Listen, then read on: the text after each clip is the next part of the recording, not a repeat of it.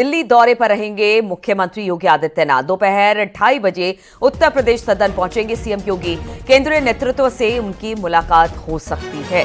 तो मुख्यमंत्री योगी आदित्यनाथ का आज दिल्ली दौरा है। बताया जा रहा है कि 2:30 बजे तक वो पहुंचेंगे दिल्ली और उसके बाद उत्तर प्रदेश सदन पहुंचेंगे। इसके बाद केंद्रीय नेतृत्व से उनकी मुलाकात हो सकती है। कई बड़े नेता हैं जिनसे उनकी मुलाकात संभव बताई जा रही है।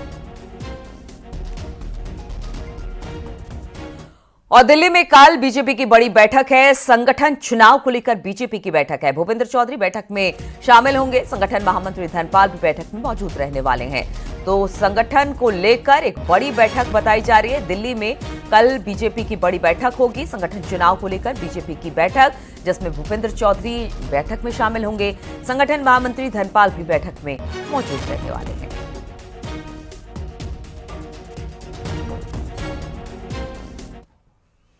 और गूगल मैप की वजह से एक बार फिर से हादसा हुआ। हाथरस में गूगल मैप की वजह से एक कार निर्माणाधीन हाईवे पर चढ़ गई। कार बंद हाईवे पर मिट्टी के टीले से टकरा गई। गाड़ी के एयरबैग खोलने की वजह से कार सवार परिवार की जान बच गई। बदायूं से मथुरा जाते समय हादसा हुआ। सूचना पर पहुंची पुलिस ने कार सवारों का रेस्क्यू किया।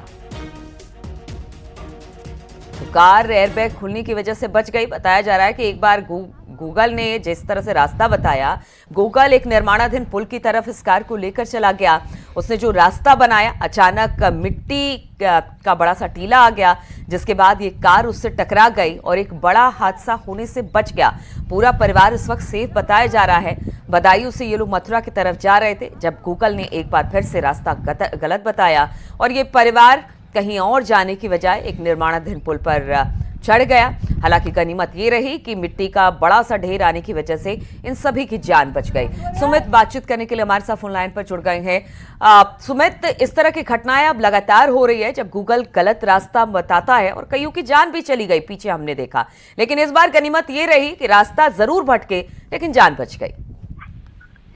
देखिए, ऐसा बता दूं, ये एक निर्माणाधीन हाईवे है जो बरेली से मथुरा के लिए अभी इस पर कार्य चल रहा है। हाईवे भी तो पूरी तरह से पूरा नहीं हुआ है, लेकिन गूगल मैप की वजह से ये कार सवार जो है बरेली से मथुरा जा रहे थे, तभी इनको गूगल मैप पे निर्माणाधीन का रास्ता दिखा और इस हाईवे पर इन लोगों ने अपनी गाड़ी चलाई है। और वहां पर ये हाईवे भी पूरी तरह से पूरा नहीं हुआ था बनकर। बीच में कई जगह इसमें अवरोधक थे और मिट्टी के टीले पड़े हुए थे। तभी कार सवार जो तेज रफ्तार से हाईवे पर गूगल मैप को देखते हुए चल रहे थे, अचानक से वहां रोड बंद होने के कारण उस मिट्टी के टीले से टकरा गए हैं और मिट्टी के टीले से गाड़ी टकराने से गाड़ी पूरी तरह से क्षतिग्रस्त हो गई है। हालांकि गाड़ी के एयरबैग खुलने की वजह से कार सवार लोगों की जान बच चुकी है। किसी को चोट ज्यादा नहीं आई है, हल्की फुल्की चोट आई है। जैसे ही इस पूरी घटना की सूचना इलाका पुलिस को मिली है, पुलिस मौके पर पहुंची थी और इन सभी को सकुशल गाड़ी से निकाल कर वहां से रवाना किया गया है। ये घटना पहली नहीं है, ऐसी घटना पहले भी सामने आ चुकी है। गूगल मैप की वजह से कई लोगों की जान जा रही है और गूगल मैप इस पूरे मामले को लेकर कोई भी सुधार गूगल मैप ने नहीं किया है। इस हाईवे पर लगभग 10 से 11 गाड़ियां टकराई हैं। ये कल देर रात का मामला है जिसमें 3 गाड़ियां टकराई हैं। इसी तरह से गूगल मैप को देखकर लोग गाड़ी चला रहे थे और अचानक से वहां पर बिल्कुल, तो आप गूगल मैप को भी काफी ध्यान से देखना होगा और साथ ही ये भी देखना होगा कि जिस रास्ते पे जा रहे हैं उस रास्ते पर और भी गाड़ियां चल रही हैं कि नहीं। बहुत बहुत शुक्रिया आपका सुमित, हमारी तमाम जानकारी हम तक पहुंचाने के लिए। और उन्नाव में पिकअप गाड़ी डिवाइडर से टकराकर पलट गई। हादसे में 10 से ज्यादा लोग घायल हो गए। हादसा आगरा लखनऊ एक्सप्रेसवे पर बताया जा रहा है और आज थाना क्षेत्र से 263 माइलस्टोन पर यह हादसा हुआ। हादसे के शिकार हुए लोगों को मेहंदीपुर बालाजी से दर्शन कर ये वापस लौट रहे थे और लखनऊ लौटते वक्त ही यह हादसा हुआ। पिकअप में 26 लोग सवार थे। हादसे की सूचना पर पहुंची ओरास पुलिस और यूपीडीए की टीम ने घायलों को अस्पताल पहुंचाया। गंभीर रूप से जो घायल हैं उनमें से 2 लोगों को केजीएमयू लखनऊ रेफर कर दिया गया है।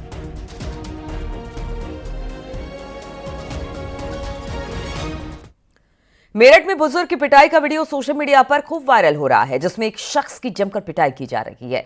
वीडियो में कुछ लोग एक अधेड़ शख्स को जमकर लाठी डंडों से पीट रहे हैं और वो अपनी जान बचाने की गुहार लगा रहा है। लेकिन इस दौरान महिला और अन्य लोग जमकर एक के बाद एक सड़क पर पड़े शख्स की जमकर पिटाई कर रहे हैं और पीटने वाले सभी परिवार के ही लोग बताए जा रहे हैं। कहा जा रहा है कि भतीजे को शराब पिलाने पर चाचा की जमकर पिटाई की गई।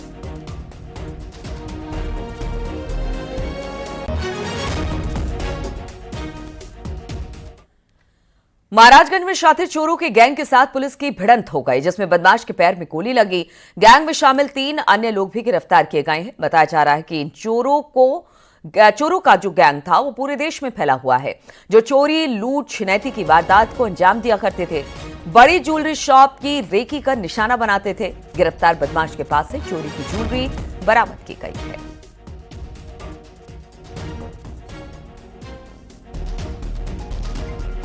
उत्तर प्रदेश में पुलिस लगातार कानून व्यवस्था को लेकर पूरी तरह से प्रतिबद्ध है और वहीं अलग अलग जिलों में पुलिस ने आरोपियों को गिरफ्तार किया। पहली खबर गाजियाबाद से लेते हैं, जहां पर पुलिस और गोकशी करने वालों की मुठभेड़ हो गई, जिसमें मुठभेड़ के दौरान एक बदमाश को गोली लग गई, जिसे अस्पताल में एडमिट करा दिया गया। आरोपी के पास से अवैध असलाहा, हथियार, चोरी की बाइक बरामद की गई।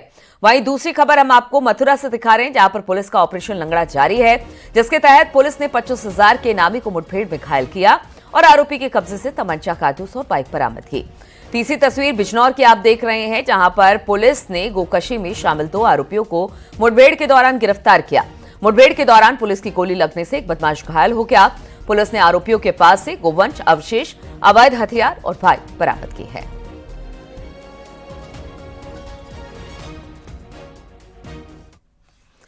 गुजरात के बलसेड़ में फर्जी अपहरण के मामले में आगरा एसटीएफ ने मुख्य आरोपी को गिरफ्तार कर लिया है। आरोपी गुजरात में अपहरण की घटना को अंजाम देकर आगरा में छिपा हुआ था, जिसके बाद दोनों राज्यों की पुलिस ने मामले को गंभीरता से लेते हुए आरोपी को अरेस्ट किया। आपको बता दें कि आरोपी ने अपने भांजे का ही अपहरण किया, क्योंकि उसकी गर्लफ्रेंड उसकी अश्लील फोटो वीडियो वायरल करने की धमकी के बाद 25 लाख रुपए की डिमांड कर रही थी, जिसके बाद आरोपी ने अपने भांजे के अपहरण कर 30 लाख रुपए की मांग की। इस पूरे मामले को लेकर पुलिस अब जांच पड़ताल में जुट गई है।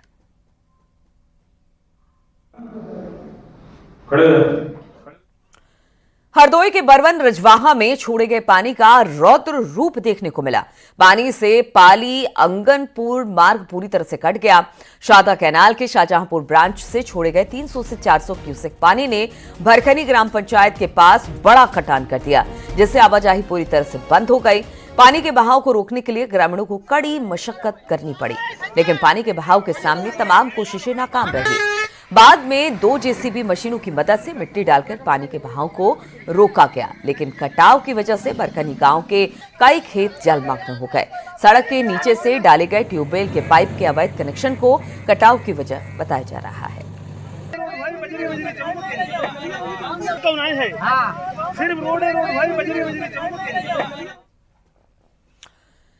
सीतापुर से खबर, जहां पर खेत में काम कर रहे किसान पर एक जंगली जानवर ने हमला कर दिया। हमले में किसान घायल हो गया।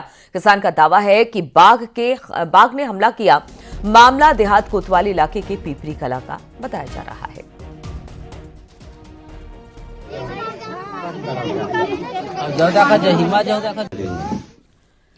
बाराबंकी में पेट्रोल पंप पर डीजल और पेट्रोल भरवाकर बिना पैसे दिए भागने वाले 4 आरोपी गिरफ्तार किए गए हैं। आरोपियों के पास से एक स्कॉर्पियो, 3 अवैध तमंचे बरामद किए गए। खबर के मुताबिक हाल ही में पेट्रोल पंप से 35,000 का डीजल लेकर ये लोग फरार हुए थे। क्यूआर कोड से पेमेंट का झांसा देकर ये फरार हो जाते थे।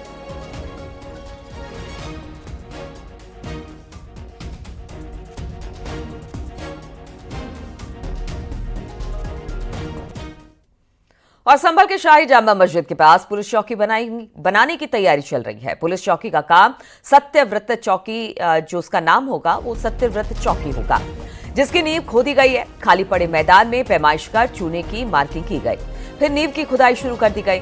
हिंसा के बाद से यहां सुरक्षा व्यवस्था कड़ी की गई है और सुरक्षा के लिहाज से एहतियात के तौर पर यहां पर एक स्थायी पुलिस चौकी बन रही है, जिससे पुलिस बल आसानी से रह सके और यहां सुरक्षा व्यवस्था में काम कर सके। पुलिस चौकी का निर्माण शुरू होने के बाद ही इलाके में रैपिड एक्शन फोर्स तैनात कर दी गई है। स्थानीय पुलिस भी मौके पर मौजूद है। संभल में जिस जगह पर पुलिस चौकी बनाई जा रही है वहां पर पहले मिनी जेसीबी लगाई गई थी, लेकिन अब यहां पर बुलडोजर मंगाया गया है और बुलडोजर के जरिए ये खुदाई की जा रही है। आप तस्वीरों में देखेंगे न्यूज़ 18 इंडिया के कैमरे पर आपको एक्सक्लूसिव तस्वीर हम दिखा रहे हैं। इस वक्त बुलडोजर की कार्रवाई यहाँ पर हो रही है और ये कार्रवाई इसलिए हो रही है क्योंकि जो जेसीबी मिनी जेसीबी को यहाँ पर लाया गया था उससे काफ़ी वक्त लग रहा था और प्रशासन चाहता है कि आज ही इसकी अधिकतर खुदाई हो जाए और इसके लिए अब बुलडोजर को यहाँ पर मंगाया गया है और बुलडोजर की कार्रवाई यहाँ पर सुचारू कर दी गई है। साथ ही ये सब जल्द से जल्द खोदा जा सके क्योंकि यहाँ पर पुलिस चौकी बनाने का निर्णय प्रशासन की तरफ से लिया गया है और बुलडोजर की कार्रवाई इसलिए यहाँ पर की जा रही है ताकि जल्द से जल्द यहाँ पर एक बड़ी पुलिस चौकी को बनाया जाए। हालांकि वो पुलिस चौकी कितने मंजिला होगी इसको लेकर अभी कयास है, लेकिन ये साफ तौर पर यहाँ पर प्रशासन निर्णय ले चुका है कि संभल की शाही जामा मस्जिद के सामने मात्र 10 मीटर की दूरी पर ही ये पुलिस चौकी बनाई जा रही है, जो काफ़ी बड़े एरिया में बनाई जा रही है। ये कहा जा रहा है कि तकरीबन 300 वर्ग मीटर की जो जगह है राजस्व की कहा जाता है और राजस्व की इस जगह पर यहीं पर इस पुलिस चौकी को बनाया जाना है, जिसे यहाँ पर जल्द से जल्द बनाया जाएगा। इसके लिए बुलडोजर की कार्रवाई को यहाँ पर देखा जा सकता है। कानपुर से खबर लेते हैं, जहां पर लेखपाल पर मुकदमा दर्ज किया गया है। आय से अधिक संपत्ति का यह मामला है। एंटी करप्शन टीम ने जांच की बात कही है। सदर तहसील के लेखपाल पर यह मुकदमा दर्ज किया गया है।